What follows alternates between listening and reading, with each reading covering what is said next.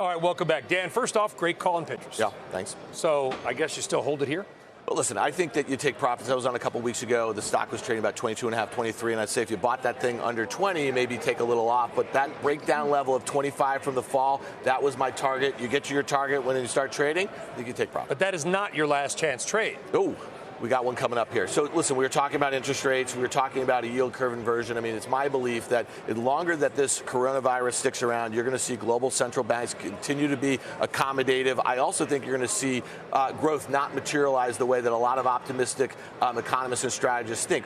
I think that puts pressure on U.S. Treasury yields. We have the 10-year Treasury yield over the last, 10 years or so. And like we said before, that 1.4% level, that is the line in the sand. This year, I suspect you see it breached, and we may see something we haven't seen in a long time in other risk assets, and I think you want to be long U.S. Treasuries if that is the case. Let's quickly go to the 210 Treasury spread. We know that last summer, when that inverted for the first time in 10 years, there was a lot of talk about recession. Over the last 50 years, every recession has been preceded by a yield curve inversion. We are already 6 months past that, okay?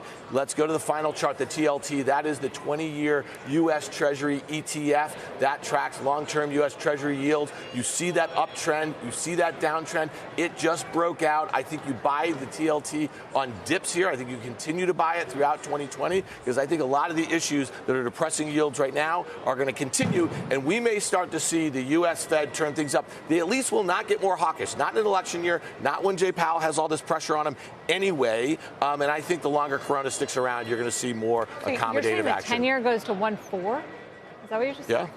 What would that do to the stock market? I don't think it's going to be great. Mike Santoli in his first dashboard talked about it. He said, listen, lower yields are good for stocks to a certain point. It depends. What are the reasons why yields are going down? I think you break what so many people, they said in 12, they said in 2016, they said last summer, the generational low in yields. I think we probably go below 1%, and I do not think that's below 1% in the 10-year. Ultimately, which I guess that's good for real estate in some ways, right? I'm not an economist, okay, but if you see all these negative interest rates all over the world, you see what's going on with growth, you see this unforeseen headwind to growth.